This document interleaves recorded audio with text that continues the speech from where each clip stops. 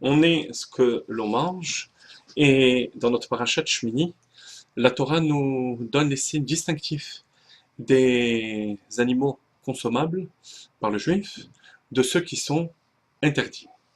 Et ces signes distinctifs sont au nombre de deux chez les mammifères, euh, sabot fendu et ruminant. On verra que le sabot fendu comprend en lui plusieurs symboles. Autre chose qu'il faut comprendre, c'est que les signes distinctifs ne sont pas seulement des signes de reconnaissance, mais, ainsi qu'on le dit dans la halakha, des sibot, c'est-à-dire des signes qui vont provoquer l'état de pureté ou d'impureté chez l'animal. Non pas seulement des simanim hamevarim, c'est-à-dire des signes qui vont nous permettre de reconnaître l'animal pur de l'animal impur, mais qui n'ont aucune influence chez l'animal. Les signes eux-mêmes vont provoquer l'état de pureté ou d'impureté. Donc il est très important pour nous de comprendre le sens et le symbole de ces signes.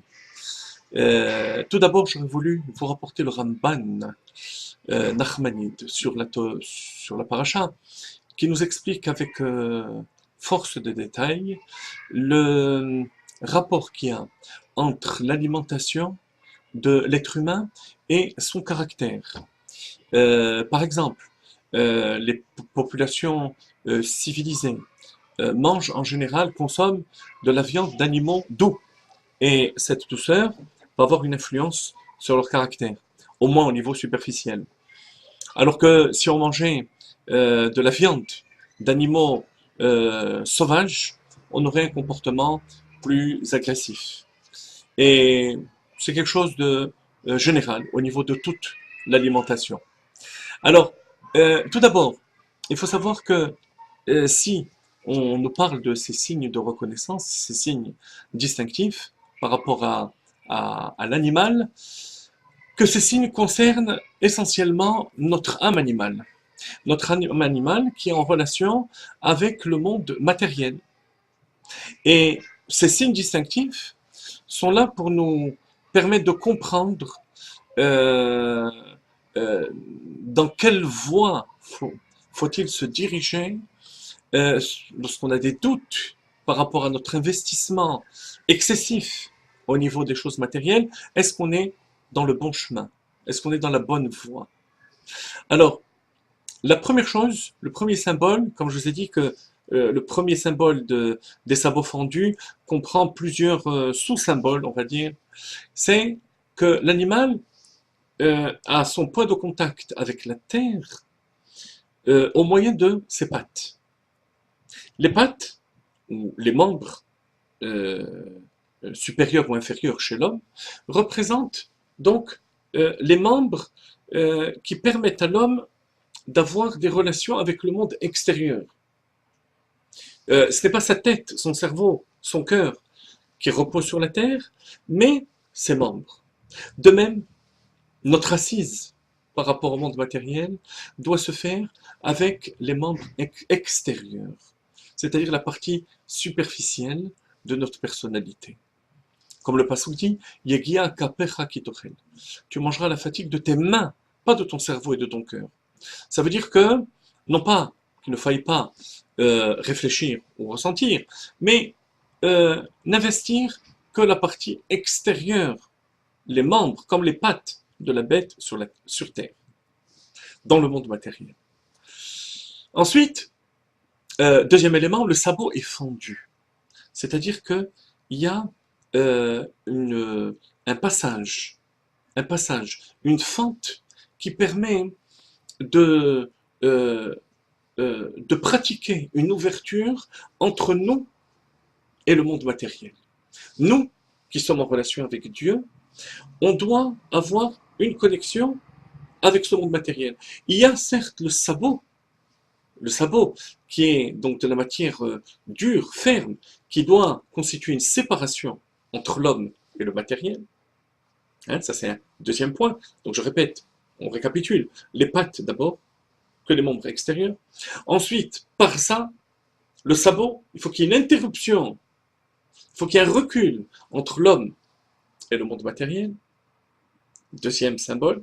Troisième symbole, la fente. La fente, donc, c'est le passage du spirituel au matériel, à travers l'âme animale. En fait, Dieu, la Neshama, qui est une partie de Dieu, qui va éclairer, purifier l'animal qui est en nous par rapport à son impact sur Terre. Ainsi qu'on le dit dans la Tfila, Goy Echad Ba'aretz, dans la Tfila de Mincha de Shabbat. Ata Echad Veshimcha Echad, ou Mika Amcha ki Israël, Goy Echad Ba'aretz. Qui est comme ton peuple Israël, le peuple un Ba'aretz, sur Terre.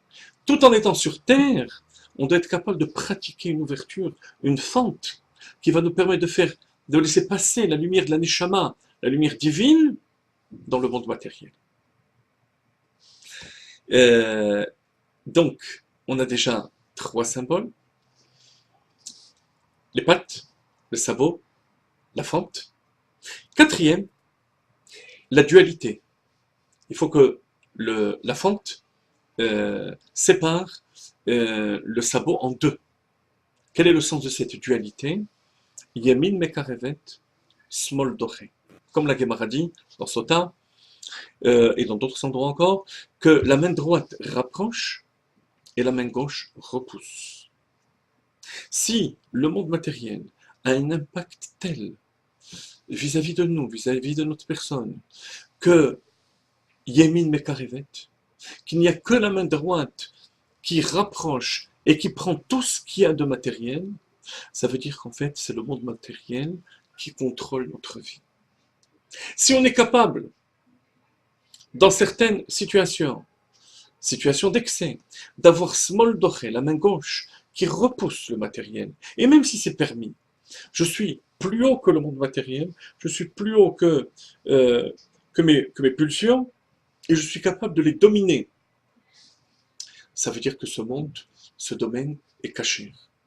Si par contre, je me sens obligé de prendre tout ce qui me vient à portée de main, ça veut dire que l'animal n'est pas caché. Et enfin, 5e symbole, qui celui-là est cité aussi dans la Torah, c'est Ma'alegera. L'animal doit ruminer. Quel est le symbole de ruminer? C'est la remise en question, perpétuelle. Perpétuelle. C'est-à-dire que face à chaque aliment que je veux manger, chaque situation matérielle dans le domaine de mon travail, dans ce que le monde matériel peut m'amener comme attirance à travers les ordinateurs, Internet, la télévision. Et je parle bien sûr dans les situations où on peut trouver une permission, c'est pas toujours évident. Là aussi, je dois constamment me remettre en question. Est-ce que véritablement je contrôle toujours de la manière avec laquelle on a vu avec les 4 symboles cette situation? À savoir, donc, les membres extérieurs, le sabot, la fente, la dualité. Est-ce que je suis capable, même si la veille j'étais capable de contrôler, est-ce que maintenant je suis toujours capable de contrôler?